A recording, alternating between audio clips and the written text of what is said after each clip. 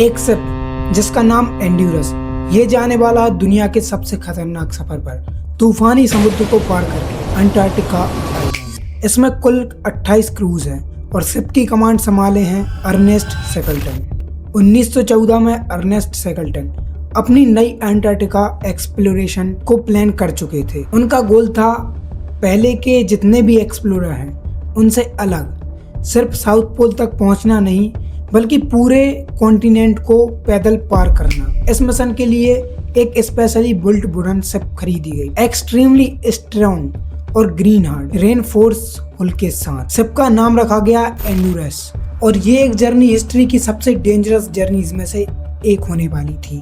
इस जर्नी में इतनी सारी परेशानियां आई जिसकी आप कल्पना भी नहीं कर सकते। आज से पहले ऐसा कभी किसी ने नहीं किया कि पूरे एक आइलैंड को पैदल चल के पार किया। अगस्त 1914 में शिप इंग्लैंड से सेल करती है, जिसका पहला स्टॉप बेन्यूस एयर्स था। वहां से एडिशनल सप्लाईज लिए गए। फिर साउथ अटलांटिक क्रॉस करके वो साउथ जॉर्जिया आइलैंड पहुंचते, जो एक व्हेलिंग हब था। It was a harsh place where the smell of blood and blubber permeated the air. यहाँ से अंटार्कटिक वाटर ऑफिशियली स्टार्ट माने जाते थे। साउथ जॉर्जिया पर नॉर्वेजियन व्हेलर्स ने शेकल्टन को वार्न किया। इस साल वेडन सी में अनयूजुअल हैवी पिक आइस है। पिक आइस का मतलब है फ्लोटिंग सी के बड़े बड़े शेड्स जो विंड्स और करंट के साथ ड्रिफ्ट करते हैं। ये स्टेबल नहीं होते, ये कंटिन्यूअसली शिफ्ट करते हैं, क्रैक करते हैं और कंप्रेस होते हैं। थ्योरी स्ट्रॉन्ग थी लेकिन रियलिटी कुछ अलग निकली। 5 दिसंबर 1914 को एंड्यूरस साउथ जॉर्जिया के वेडल सी से निकलती है। शुरू के कुछ दिन रिलेटिवली मैनेजेबल होते हैं। आइस क्रस्टेड फॉर्म में होती है। शिप उनके बीच से आसानी से निकल सकती है। शिप में जितने भी क्रूज थे सभी बहुत ही ज्यादा खुश थे, हैप्पी थे, पूरी तरीके से अपनी जर्नी को एंजॉय कर रहे थे। फोटोज खींच रहे थे, वीडियोस बना रहे थे ताकि अपनी फैमिली को दिखा सकें कि वर्ल्ड की सबसे हिस्टोरिकल हिस्ट्री हमने क्रिएट की है। तो इसके लिए वीडियोस वगैरह बना रहे थे। लेकिन कुछ ही देर बाद कुछ ऐसा भयानक होने वाला था जिसकी उन्होंने कल्पना भी नहीं की थी। 8 दिसंबर को पहली मोटी बर्फ की परत दिखाई दी। धीरे धीरे जहाज बर्फ के बीच रास्ता बनाता हुआ आगे बढ़ता रहा। कभी बर्फ नरम होती, कभी सख्त होती, कभी रास्ता खुल जाता और फिर अचानक बंद हो जाता। 18 जनवरी 1915 एंड्यूरस पूरी तरह से बर्फ में फंस चुकी थी और अपनी मंजिल से सिर्फ 60 मील दूर थी। सोचिए दोस्तों, 1200 मील की यात्रा और आखिरी 60 मील ने सब कुछ खराब कर दिया। एंड्यूरस अब पूरी तरह से बर्फ में फंस चुका था और उनके पास अब कोई चारा नहीं बचा था वहीं रुकने के अलावा। तो उनमें से कुछ लोग अपना दिमाग लगाते सोचते हैं क्यों ना बर्फ के शेड्स को काटकर उनसे रास्ता बनाया जाए, और होता भी कुछ ऐसा ही है। वो लोग अपने हथियार वगैरह निकालकर बर्फ के शेड्स को काटने लगते हैं और कुछ देर तक तो ये चीज वर्क करती है, लेकिन आगे बर्फ की मोटी परत थी। शेकल्टन ने कहा हम यहीं सर्दियां बिताएंगे। अब जहाज आगे नहीं बढ़ रहा था बल्कि बर्फ के साथ बह रहा था। धीरे धीरे जहाज नॉर्थ की साइड खींचने लगा। वो अपनी मंजिल से और दूर होते जा रहे थे। ग्रुप के पूरे 28 लोग और लगभग 60 कुत्ते चारों तरफ से सफेद बर्फ के अंधकार में घिरे हुए थे। धीरे धीरे वो लोग अपनी मंजिल के करीब जाते और उस मंजिल से फिर दूर चले जाते। यही करते करते वो लगभग 7 महीने तक समुद्र में घूमते रहे। 14 जुलाई को एंड्यूरस के पिछले हिस्से से बहुत ही तेज आवाज आई। शेकल्टन ने इसे व्हेल की आवाज बताकर टालने की कोशिश की, क्योंकि शेकल्टन जानता था कि अगर इस समय क्रूज को मोटिवेटेड नहीं रखा तो हम हारने वाले भले ही ना हो, लेकिन फिर बाद में हम जरूर हार जाएंगे। तो इसी थ्योरी के साथ शेकल्टन उन सभी को बिजी रखता है और उन सबको कुछ ना कुछ बताकर मोटिवेटेड करता है, जिससे वो अपनी यात्रा आसानी से कर पाते हैं और उसका उन्हें गम नहीं होता कुछ भी। अब यहाँ पर सबसे बड़ी मेन प्रॉब्लम ये आई कि जहाज के अंदर धीरे धीरे करके पानी भरने लगा। बर्फ के जो मोटे मोटे शेड्स थे वो अब धीरे धीरे करके मेल्ट हो रहे थे। धीरे धीरे करके उस पानी को निकाला भी गया, लेकिन जितना वो पानी निकालते उससे दोगुना उस जहाज के अंदर आ जाता। कई बार पंप से भी पानी निकालने की कोशिश की गई, लेकिन ये नाकामयाब रहे। और धीरे धीरे करके अब जहाज डूबने भी लगा। तब सैकल्टन सोचता है कि क्यों ना अब इस जहाज को छोड़ दिया जाए यहीं पर। अब सैकल्टन और उसके साथी के पास एक लाइफ बोट थी जिसको लेके वो लोग निकल जाते हैं और अब आइस बहुत ज्यादा था तो उस बोट को खींच कर ले जाना कहीं ऑलमोस्ट इम्पॉसिबल था और वो लोग उस बोट को खींचते खींचते एक दिन में 1 माइल ही चल पाते हैं। फिर सैकल्टन वहीं रुकने का फैसला करता है। अब उनके सामने सबसे बड़ी प्रॉब्लम थी खाना, और खाने की प्रॉब्लम को सॉल्व करते हुए सैकल्टन ने सभी के ऊपर एक रूल अप्लाई किया। दिन में सिर्फ केवल इतना ही खाना मिलेगा जिससे कि वो सरवाइव कर पाए। अब सैकल्टन सोचता था कि यहाँ रुकने से कुछ नहीं होगा, हमें कुछ भी करके यहाँ से निकलना होगा और एक ऐसी जगह जाना होगा जो सेफ होगी। अब सैकल्टन और सभी 28 क्रू निकल पड़ते हैं अपनी नई जर्नी के लिए।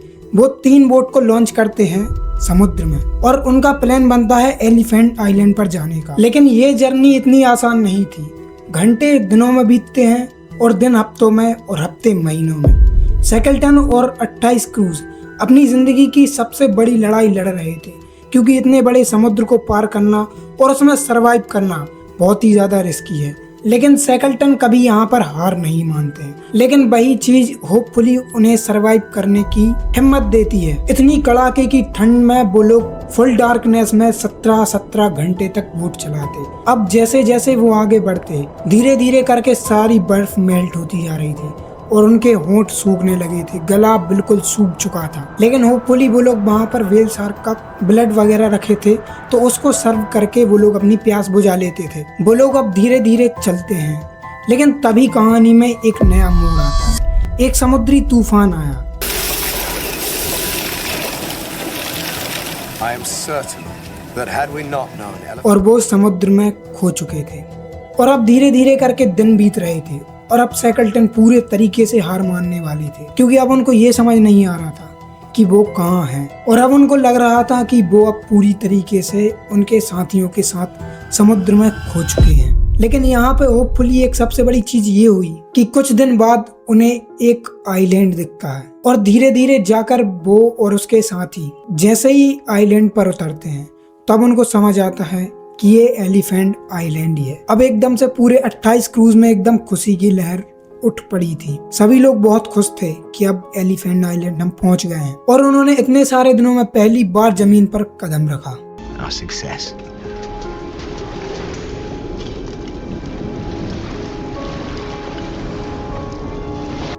लेकिन उनकी मुश्किलें अभी भी खत्म नहीं हुई थी। एलिफेंट आइलैंड पूरी तरीके से वीरान था, क्योंकि उसकी लोकेशन ही ऐसी थी कि वहां जाना कोई पसंद नहीं करेगा। तो प्रॉब्लम अभी भी वही थी, अकेलापन, बाहर की दुनिया से कांटेक्ट कैसे करा जाए। और अब बाकी के क्रूज में अभी इतनी हिम्मत नहीं बची थी कि वो अपनी जर्नी को आगे कंटिन्यू कर पाए। और सैकल्टन यहाँ पर फैसला करते हैं कि वो सिर्फ 5 लोग ही जाएंगे और सैकल्टन वहीं पर मैप देखते हैं और सैकल्टन फैसला करते हैं साउथ जॉर्जिया जाने का, जहाँ से वो पहली बार निकले थे। और एक बोट लेके निकल पड़ते हैं 5 लोग। लेकिन साउथ जॉर्जिया अभी भी 1200 किलोमीटर दूर था और अब वहाँ पर सर्दियों का टाइम भी स्टार्ट हो गया था। तो केवल 4 घंटे के लिए सनलाइट आती और बाकी 20 घंटे तक वो अंधेरे में बोट चलाते। उनकी जर्नी थकान और उल्टी करते हुए बीती। कभी समुद्र की लहरें आती, उनकी बोट को फेंक देती और बोट में पूरी तरीके से अंदर पानी भर जाता तो वो उसको पंप से निकालते। और अब फाइनली उनमें बिल्कुल भी हिम्मत नहीं बची थी और सभी क्रूज और सैकल्टन फाइनली गिव अप कर देते हैं। लेकिन कुछ देर बाद समुद्र की लहरें शांत हुई, सनलाइट दिखी और फाइनली उन्हें एक बड़ा सा आइलैंड दिखा जो कि साउथ जॉर्जिया ही था। अब बची हुई केवल 1 माइल की दूरी ही थी, तो वो अपनी जी जान लगा देते हैं और फाइनली वो पहुंच जाते हैं साउथ जॉर्जिया आइलैंड। जैसे ही सभी क्रूज साउथ जॉर्जिया आइलैंड पहुंचते हैं, सभी क्रूज में एक खुशी की लहर छा जाती है। सभी बहुत ही ज़्यादा खुश होते हैं और अब सोचते हैं कि यहीं पर आराम किया जाए और उनके अंदर एक होप जाग जाती है कि यहाँ से कोई ना कोई मदद हमें ज़रूर मिलेगी। लेकिन यहाँ पर सबसे बड़ी प्रॉब्लम ये आई कि वो लोग साउथ जॉर्जिया के दूसरी साइड लैंड हुए और जिस साइड लोग रहते थे उस साइड वो लैंड नहीं हुए। तो यहाँ पर अभी भी उम्मीद नहीं थी उनको कोई बाहरी दुनिया से कांटेक्ट करने की। अब यहाँ पर सबसे बड़ी प्रॉब्लम ये थी कि बीच में थे बड़े बड़े विशाल ग्लेशियर और बर्फ के ढेर, पहाड़, जिन्हें आज तक कभी किसी ने पार नहीं किया और यहाँ पर होने वाली थी इतिहास के सबसे बड़ी खतरनाक पैदल यात्रा। 19 मार्च 2016 लगभग रात के 2 बजे उन्होंने अपनी पैदल यात्रा शुरू की। उन्होंने बर्फ से ढकी ऊंची ऊंची पहाड़ियों पर चढ़ना शुरू किया। कई जगहों पर ग्लेशियर इतने खतरनाक थे कि वो अगर थोड़ी सी गलती करते तो सीधे खाई में गिरते और उनकी मौत हो जाती।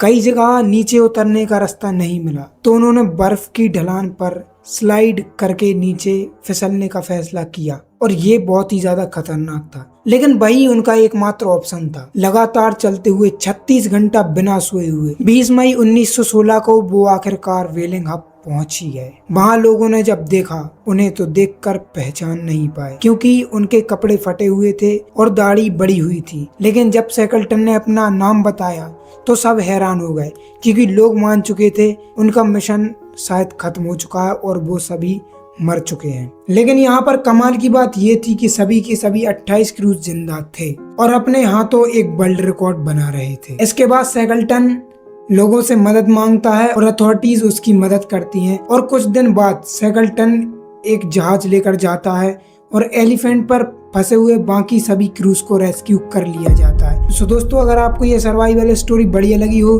तो वीडियो को लाइक और चैनल को सब्सक्राइब करें फॉर मोर ऐसे ही सर्वाइवल स्टोरी देखने के लिए। Thank you for watching this video.